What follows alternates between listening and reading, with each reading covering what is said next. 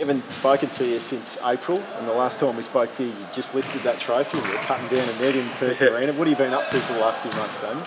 I actually took some time, went back to the East Coast, visited Mum and Dad up in Gloucester, and then a week in Sydney where I got engaged. So it's time to be a big boy and start maturing. So yeah, got engaged, and then since then back in Perth. And most of the guys call Perth home now in the off season also. So we're back on the court, running around, and we'll officially start team practice in about a month. You forgot marriage celebrant. Oh yeah, no, married Greg Pye and his now wife. Yeah, it was interesting. It was good fun, and since that wedding, I'm now going to do Maddie Knight's wedding and a former basketball teammate, Carlin Hughes. So yeah, marriage celebrant. Here we come. So we'll have to try and start earning some money from it. Did you get your lines out all properly, or was there any bloopers? You didn't go Rowan Atkinson, 4 weddings and a funeral style? Well, I was pretty nervous, but I had nothing on Greg High. When he had to say "I do," he came out with the highest pitched voice and borderline tears, so I cracked up everyone. So he had to clear his throat a little bit and do a take 2. But no, it was a great experience, and to marry 2 of your best friends is something I'll never forget. And broadly, the Perth Wildcats, the team, like, how do you replicate what you just achieved? Because it was an amazing season for the squad. Yeah, it's something I look back on and very fondly. There was that. You know, some of it was sheer jubilation and winning, and some of it was a bit of relief. Obviously, there was pressure. We'd won the minor premiership. We had James Ennis and playing at Perth Arena. So half of it was just, you know, getting that off your shoulders, the monkey off your shoulders, losing the last 2 grand finals to New Zealand. So, you know, we'll wrap to see James Ennis get picked up by the Miami Heat, and I think it benefits the NBL.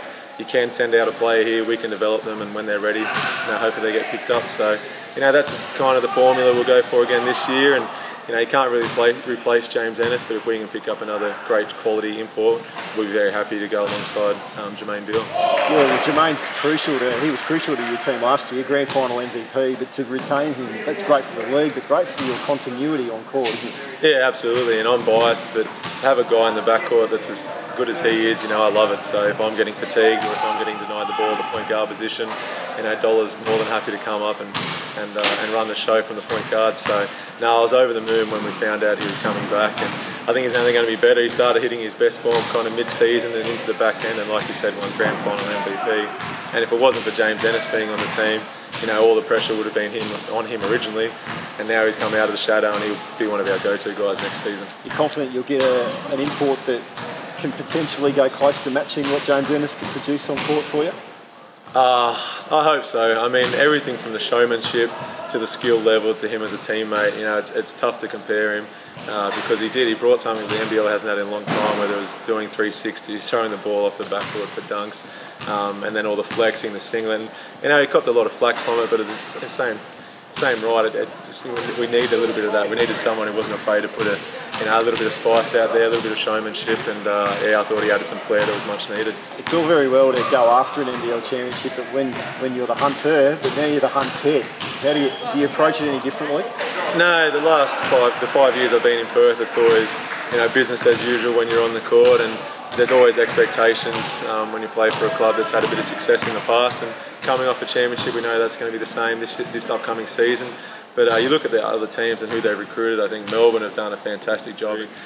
Sydney, and this is my first look at Angus Brown, he's going to dominate the NBL. I think he's going to be fantastic in that centre position. So teams are getting better, and we've got to make sure that we're included on that list of teams who are improving, whether it's through personnel or just getting better on the court. And you put pen to paper to stay in Perth, but there was interest from other clubs. Was there temptation to get away from the West Coast and head east, back closer to home? Yeah, Perth was first and foremost the club I wanted to play for, and I made no secret about that, both to Perth and any other clubs who did approach me. But I am getting older, and now that my siblings are having kids, obviously, you know, I would like to be part of, you know, my nieces and nephews' lives. But when all came up, when I weighed up everything, Perth's where I want to call home for the rest of my career, and probably beyond that also. So it was tempting to a degree, but once Perth made an offer, it was always going to happen.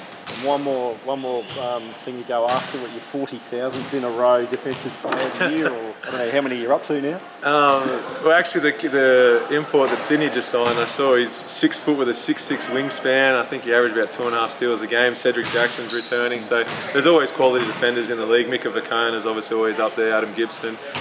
So you know, individual accolades, you know, you don't really play for, but there's no better accolade to win than one that's voted on by your peers. And I pride myself on defence, so if it happens in 8 months' time, 9 months that I win it, that's fantastic.